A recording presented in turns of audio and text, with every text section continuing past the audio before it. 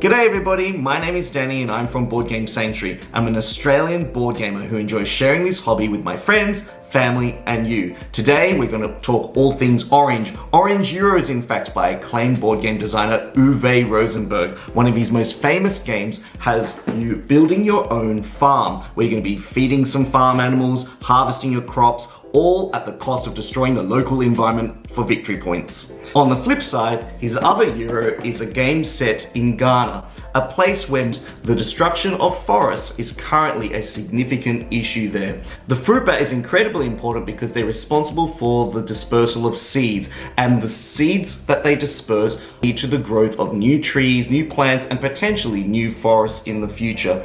In this video, we're going to be seeing whether Atiwa is better than Agricola. Wait, you told me this video is going to have oranges in it. Okay. So it says here in the rulebook that you place an orange from your playboard and put it in your tree. Danny, where'd you go?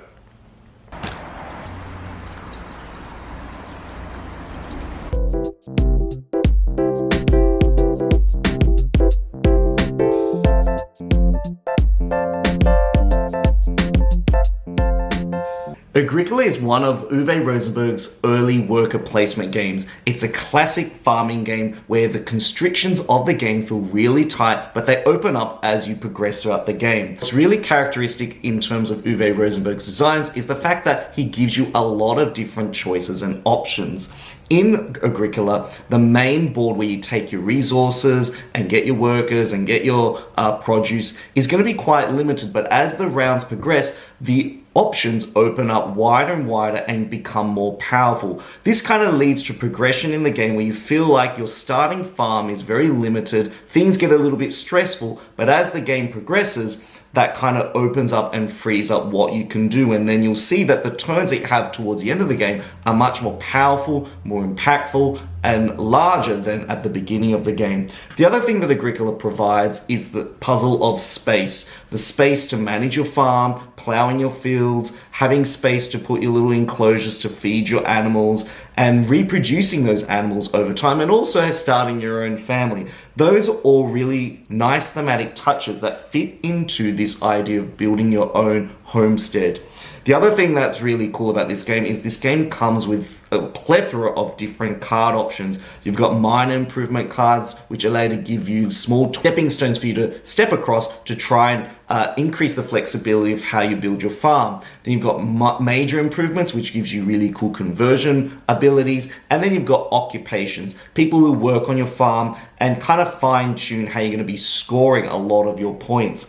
Agricola is a well-crafted game. It's a game where you feel like the pressure of building your farm really weighs heavily on you, and whilst the options are quite plentiful. Now, whilst I haven't often seen eye to eye with Agricola, Atiwa was a game that actually really captured my attention. So how does a game of Atiwa actually work? Well, this game is probably best understood when you've wrapped your head around the theme. And the theme of the game is basically the idea that the homes that these fruit bats live in have been cut down for mining, but also the way that people use the land. These fruit bats are so important for transporting the seeds that they eat from different fruit right across the land to distances so far away that they can help promote the development of new forests. There's a cycle to nature, the idea that whatever we take should be restored, and these fruit bats are actually catalysts for helping the regeneration of forests to occur. And the more trees that we cut down, their numbers are going to dwindle. So there's a huge conservation effort that's in motion that helps to protect the population of these fruit bats. The game really centers around this playboard where you're given 4 resources. And the interesting twist of this game is that these are the resources that you're going to have for the entire game. These resources, when they're spent, are going to come back to your board. When you deploy them out onto your cards, you're going to put them out into free spaces. And everything here is recycled. The only thing that is unlimited is gold and also the number of bats. And you'll see that basically what you're doing is moving all of these resources out onto your terrain cards and your settlement cards to open up the spaces to give you bonuses. And whatever open spaces you have at the end of the game are going to be your victory points. You're also really going to try and maximize the number of bats that you have in your tableau. Every bat that you have over 10 at the end of the game is going to be worth 1 victory point. The other thing that's going to really factor into this game is the fact that some of your families are going to be trained or untrained. An untrained family is going to invite pollution into your tableau, which essentially blocks out spaces for you to put out your resources. And whenever a space is kind of blocked out, it means your resources are stuck on your playboard, limiting what you can do. There's a really cool twist that the bats have that kind of helps you churn your engine a little bit longer. At the end of every turn, and you have 3 turns per round, you'll be able to transfer 3 bats to this 3x3 card. And if you do, you pay 1 orange. And then what you'll be able to do is place that 1 tree from your board onto your tableau. That has a consequential effect at the end of the round. And everything in this game is connected. If I do something on my playboard, or if I put out a resource, that's going to have a consequential effect on the amount of space that I have. If that space fills up, that's going to have a flow-on effect on whether my bats are going to be able to live in this little conservation area that I've established. And that is a beautiful element to this game. Dude, I was just doing some inventory on this game, and it says there should be 96 bat pieces in this box, but I think there's quite a few missing. Have you seen them?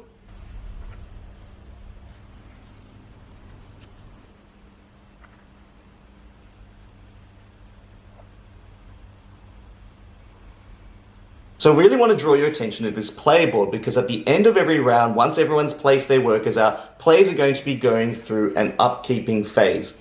Basically, players are going to be collecting income, they're going to be producing, and then they're also going to be returning their bats from that night card out onto their tableau, and as well as that, they're going to be feeding their people.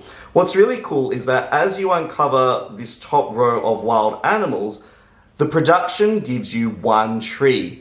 So as you uncover those wild animals, they kind of eat food or eat plants, and then they go and do poo out somewhere in the field, and that's going to lead to the production of a tree, which allows you to take the next tree off this next row. And it creates an interesting synergy between each row. Once I take the next tree off the next row, that's going to uncover more fruit. And because it uncovers more fruit, I can then take that number of fruit off the fruit row, which then uncovers and attracts more bats to your tableau. And that's going to create a cool spatial puzzle that cascades as you play the game. The wild animals are simply there to help you feed your people, because at the end of every round, you're going to have to take the numbered value from the family row and subtract it from the numbered value from the goat row. You breed your own goats, they kind of produce milk, so 1 goat can kind of feed 1 person, but actually if you sacrifice that goat, it can feed 3 people. The trees are really cool because the more you plant trees, the more spaces you'll have for placing and growing your oranges. And oranges are super important. Not only do they give you vitamin C and avoid you from getting scurvy, but they help to attract those fruit bats. And as I said before, those fruit bats are going to score you so many points. You want lots of fruit bats in your tableau because it's going to really make your conservation efforts feel validated. Do you mind? I'm trying to film a review here, but this game just sounds so juicy. Now, there's also an extra twist. The more families that you put out, and you can only place families out onto spaces that have the family symbol on them, once you've kind of trained them, they can flip over to their bat side, and basically you can, each family that has the bat symbol on it, yes, sounds like I'm talking about a DC comic here, but you can actually house a single bat in each person's home. So the main board is the primary location where you're going to get all of your starting resources. Things are going to help you to expand your area and ways to kind of start that engine going. You've got this top row here, which is a deck of about 36 different terrain cards that are centered around different environmental themes. You've got a plantation card, which is really good for growing lots of trees. You've got a mangrove forest that gives you extra space, but also houses bats, wild animals, and plants. And then you've also got farm cards and pastures that are more centered around the agriculture around which your village thrives upon. The other thing that I really like about this game is every single round that you play, these action spaces are going to slide across this main board, providing different combinations that pair up each and every game. And as they slide, you'll see that the combo of the resources and the abilities that you get will become quite different. So at the beginning of the game, you might like to go for this combo, which allows you to train a family, gain a bat, but also a wild animal. So that trained family that you've just flipped over, that could be a really cool place to place that bat that you've just invited into your home. As these tiles slide across, they reveal production goals. Each and every round, you're going to try and vie for these goals. You're going to try and have that amount on your tableau so that at the end of the round you can gain a bonus for each of those. That kind of just gives you that little extra push to help you get those extra resources in the game, which is really important when it comes to not only balancing the conservation efforts, but feeding the people that are investing their time and effort into conservation as well. There is another cool element here where if you get lots of terrain cards, they have this cool plant symbol on them. And if you have more terrain cards in them, they kind of act as a multiplier. So if you place your worker on this space here, depending on the number of plant card symbols that you have in your tableau, that's how many gold you get. Now, my mum always says that I should eat a balanced diet. Oh, is that having a balanced meal? Okay, I think I should probably stop dabbling in all those confectionery. Having a balance to a Eurogame like this is super important. The way that everything feels interconnected and every action feeling like it has a flow and effect on not only the environmental impact in your game, but also the resourcing in your game is such a cool thing to see. The puzzle here is really interesting because you're building not only this physical environment in front of you, but the resources are helping you to fill in those spaces. I really liken the feeling of this game to filling in a cool crossword puzzle. The idea that you've got all these different pieces and these different components, and you're trying to squeeze and fit them in every nook and cranny that you can find. And then once you kind of hit the ceiling effect of feeling like everything is filled up, you're always searching for other avenues and other ways to expand. Having played games like Agricola where the worker placement is super tight, I felt that the open spaces in this game were quite uncompetitive. I mean, at a 4-player count, the spaces do become a lot more contested upon, but at the lower player counts, it does feel like there's a lot of freedom to move and evolve. The constriction does happen in your player area and the process of thinking, how am I going to feed my people? How am I going to reach those objectives? So you're really kind of shifting your brain into a mode where you're thinking, when do I need space? How can I maximize my resources? And how can I use my tableau to kind of provide that extra space for this environment and this species to grow? Hey Danny, do you like worker placement board games? I love worker placement board games. They're like my favorite type of games to play. Well, can you get back to work so you can finally finish so we can play this brand new game that I just got? One of the main criticisms that I've had with this game is probably that if you play this game 10 times in a row, it might start to feel a little bit samey. But you know what? The variety of terrain cards that you get and the ways that people compete for different resources and the fact that these little tiles connect together in different combos is varied enough for me to want to play this game at least once every 2 to 3 months. I think the theme that Uwe Rosenbergs has really invested in for this game is something that really appeals to me a lot. One that gives me great enjoyment, not only because I'm a passionate person who really supports the environment and using environmentally friendly resources and generating awareness of world issues. I can bring this game out at a game night and really say, look, this is the message that we're trying to fight for. This is the message that we really want to try and achieve by the time we get to the end of the game. And yes, you're going to have a winner in the game in terms of the victory points, but the winner here is planet Earth. So before we get to my comparison and thoughts on this game, if you like oranges and like the content that you've seen so far, please consider liking and subscribing to my channel and heading over to my main page and seeing all my other content.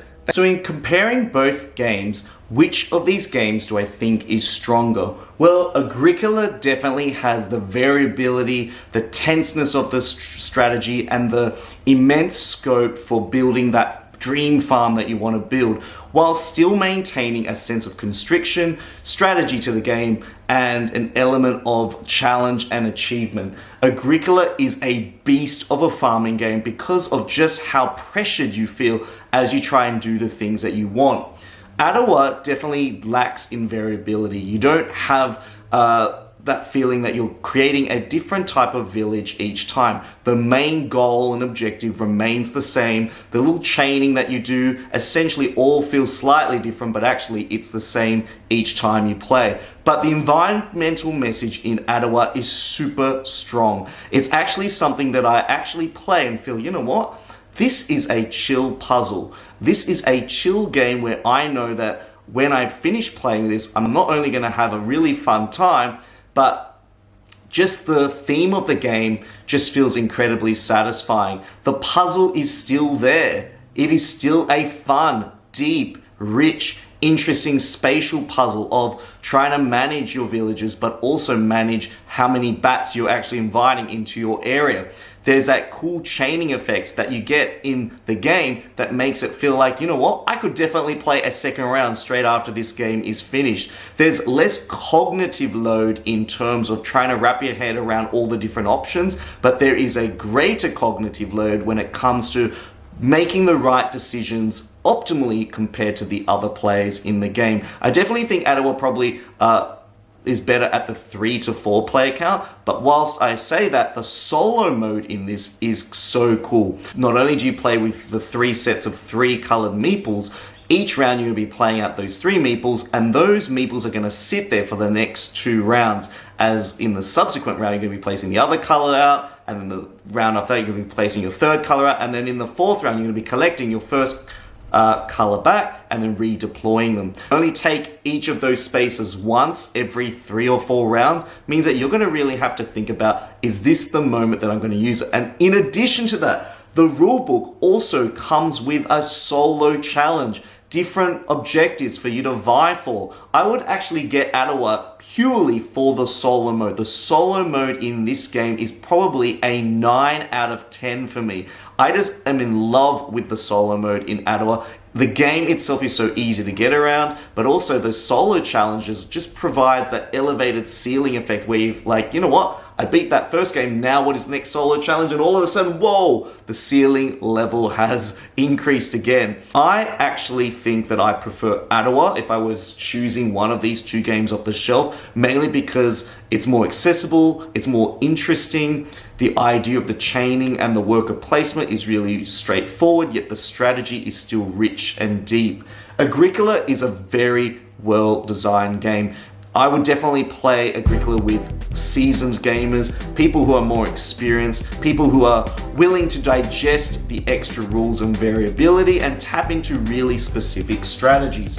I feel like Atiwa is kind of a mid-level game and Agricola is more of an advanced game. And you know what? Both of these games sit highly in my board game collection. My rating for both of them would be an 8 for Agricola, just mainly because I've had a lukewarm experience with Agricola. I found the learning curve was superbly high when I first dived into it. I definitely appreciate its design, but Atiwa is something that I definitely can sink my teeth into and just really go for it. Thanks friends for joining me for another board game review. If you really like the content you've seen so far and found it super helpful and also want to support eating a balanced diet, then definitely like and subscribe to this video or head over to my Patreon page and support me over there.